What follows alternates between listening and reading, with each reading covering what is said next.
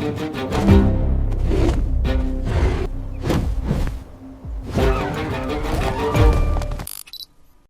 3-week-old elephant stood beside his mother's body, nudging her massive shoulder with his trunk every few seconds, as if trying to wake her from a deep sleep. She wasn't going to wake up.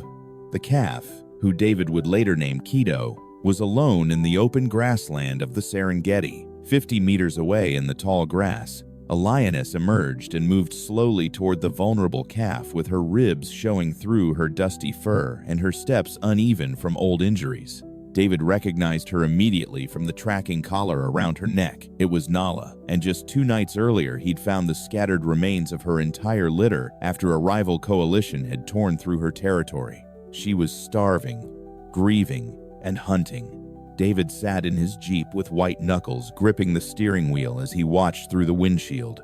Reserve protocol was clear. Rangers were forbidden from interfering with natural predation, no matter how difficult it was to witness. Nala stalked closer with her yellow eyes locked on the trembling calf, and Keto released a high-pitched trumpet of terror as he backed up against his mother's still body. He was too small and too weak to run. Then something completely unexpected walked out of the scrub brush to the left. A scruffy young African wild dog, separated from its pack and shaking violently, stumbling directly toward the elephant while searching for warmth. David braced himself for a massacre: a grieving lioness, a helpless elephant calf, and a lost wild dog, all converging in front of him. Nala lunged forward, covering the distance in 3 powerful bounds, but she didn't strike. She stopped exactly 3 feet from Keto and stood completely still, with her chest heaving and her entire body trembling. The scent of milk and fear must have been overwhelming, but something shifted in the way she held herself. David watched through his binoculars as the tension slowly drained from Nala's spine over the course of 10 long seconds. She released a heavy sigh that seemed to shake her entire frame, and then she collapsed into the dirt, not to kill, but simply to rest.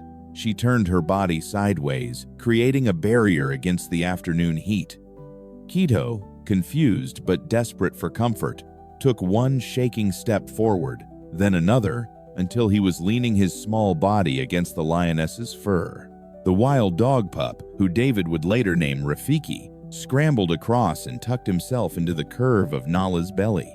David lowered his binoculars slowly, his mouth hanging slightly open, because in 20 years of patrolling the Serengeti, he had never witnessed a predator shelter her prey. For 3 weeks, David tracked them from a distance that wouldn't disturb their dynamic, documenting every interaction while constantly expecting to arrive at the site and find that Nala's predatory instincts had finally overridden whatever was keeping her from hunting. But each morning when he found them, they were still together. Rafiki curled against Nala's side, Keto using his small trunk to dust the lioness's face, all 3 of them moving as an impossible unit across the grassland. The real danger wasn't that Nala would attack them. David realized after the first week of observation, it was that she was visibly weakening from lack of proper food, her ribs becoming more pronounced each day, her movements growing stiffer as old injuries flared without the nutrition needed to heal. She would hunt small game occasionally, and when she did, Rafiki would clean the leftover scraps while Keto stood at a distance. And then they would all settle back into their strange formation as if this was the most natural arrangement in the world. One afternoon, while David watched from his usual ridge, the tension that had been building finally erupted into violence. Rafiki was playing near the waterhole, occasionally nipping at Nala's ears, while the lioness swatted him away with retracted claws, when the wild dog suddenly stopped and went rigid with his hackles rising along his spine. A pack of hyenas, 20 strong, and emboldened by the scent of weakness, emerged from the dense brush in a coordinated semicircle that immediately identified Nala as injured and outnumbered. Nala rose to her feet and roared a warning that carried across the water. But when she tried to charge, her left front leg buckled from the old injury, and she nearly went down. The hyenas saw that stumble and surged forward as a unified mass, and David's hand was already reaching for his rifle, because he couldn't watch this family die when they defied every law of nature to stay together. But Rafiki didn't retreat to safety. Instead, the young wild dog launched himself at the lead hyena with such unexpected ferocity that the larger scavenger actually recoiled, and that single moment of surprise gave Nala the time she needed to recover her balance and throw herself into the fight. She was a hurricane of claws and teeth, but the hyenas were coordinated hunters who knew how to work as a pack, and within seconds, they were swarming her flanks while she spun, trying to defend against attacks from multiple directions. That was when Keto, who had always been timid and easily startled, lowered his head and charged directly into the mass of hyenas with all the weight his young body could generate. He didn't have tusks yet, but he had momentum and fury, and he scattered the pack like a bowling ball through pins before positioning himself over Nala's injured side and releasing a trumpeting war cry that carried across the entire plain. The three of them formed a defensive triangle with their backs together, and the hyenas, who had never encountered prey that fought back as a coordinated unit, hesitated just long enough for Nala to identify the pack matriarch and end her with a single killing bite. The rest of the pack scattered into the bush within seconds, and David sat in his jeep with his heart hammering so hard he could feel it in his throat. A full year passed, and their bond deepened in ways that David documented meticulously in his field reports, even though he knew his superiors would question the validity of what he was describing. He watched Rafiki clean Nala's wounds after hunts with the careful attention of a trained medic, watched Keto use his increasing strength to push over small trees so the lioness could rest in shade during the brutal afternoon heat,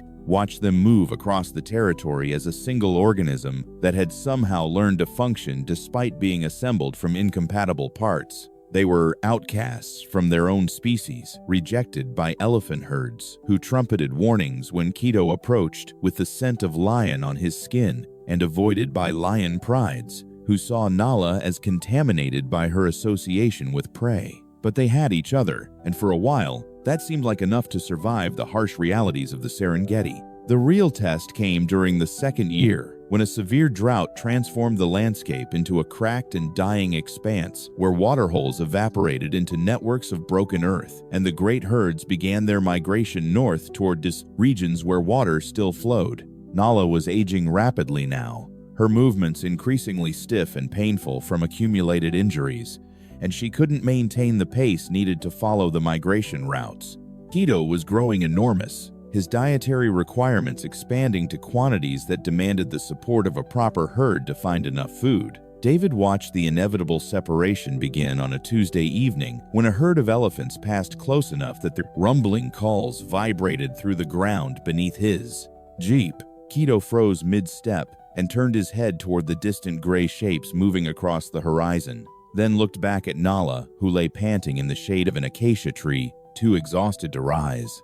The lioness looked at the young elephant and blinked 3 times in slow succession, a gesture David had learned signified contentment or permission in feline body language, and then she lowered her head to the ground and closed her eyes. Rafiki began running frantically back and forth between them, whining and barking as if he could somehow prevent what was happening. But Keto approached Nala one final time and pressed his trunk against her face for a long moment, breathing in her scent deeply before turning and walking toward the elephant herd without looking back.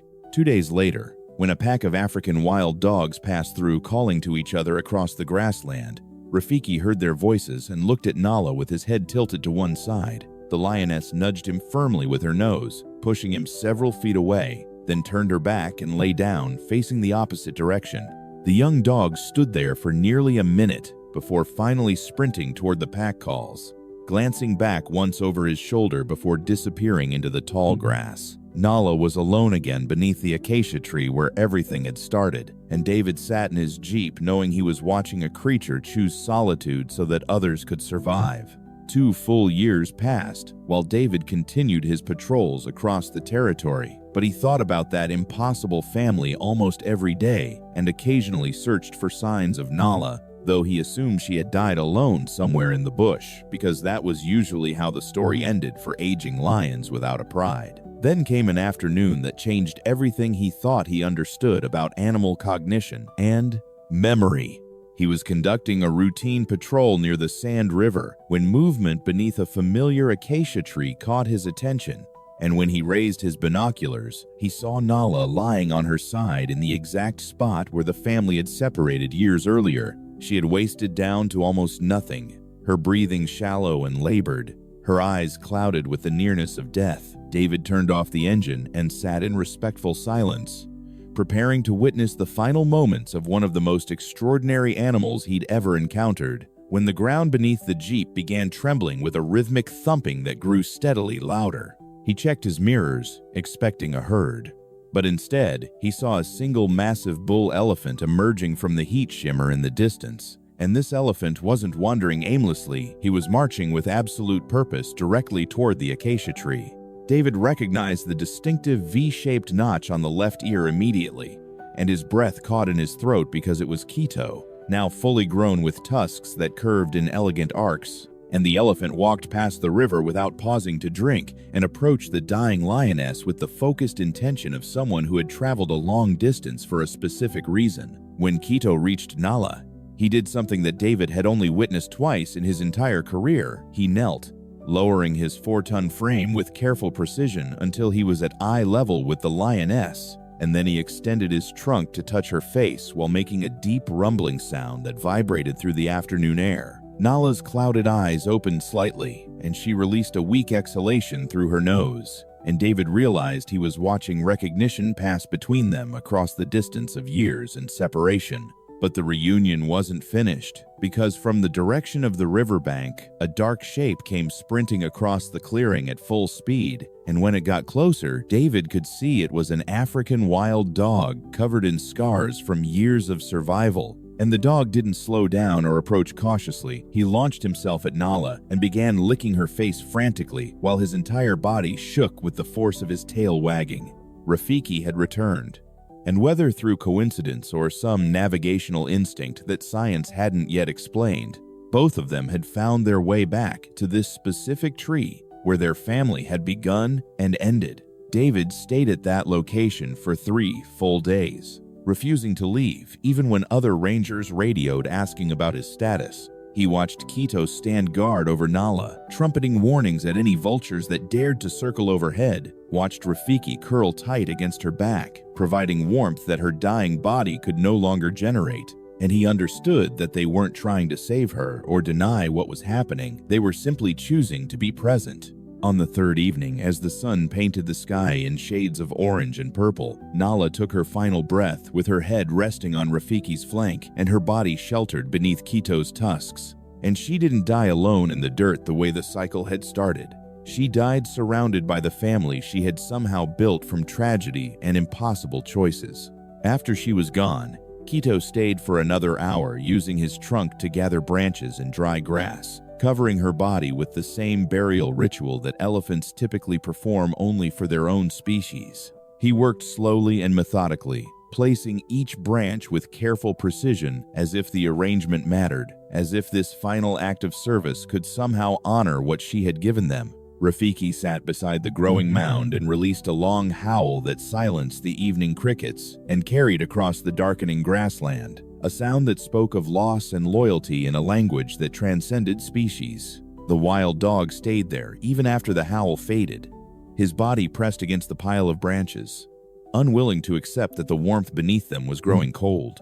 As the moon rose full and bright above the acacia tree, the elephant and the dog looked at each other for a long moment, and something passed between them that David couldn't name but recognized as profound.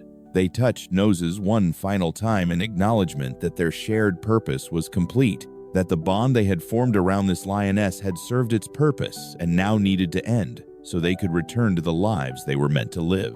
Quito turned south and vanished into the darkness, his massive form swallowed by the night within seconds. Rafiki trotted north toward the distant calls of his pack, pausing once at the edge of the clearing to look back at the mound before continuing on. David started his engine with tears blurring his vision and drove slowly back to the ranger station, knowing that he would never look at the word family the same way again. The Serengeti had taught him something that no textbook or training manual had ever mentioned, that connection could form in the most unlikely places, that grief could transform into something protective rather than destructive, and that sometimes the laws of nature bent just enough to allow something impossible to survive.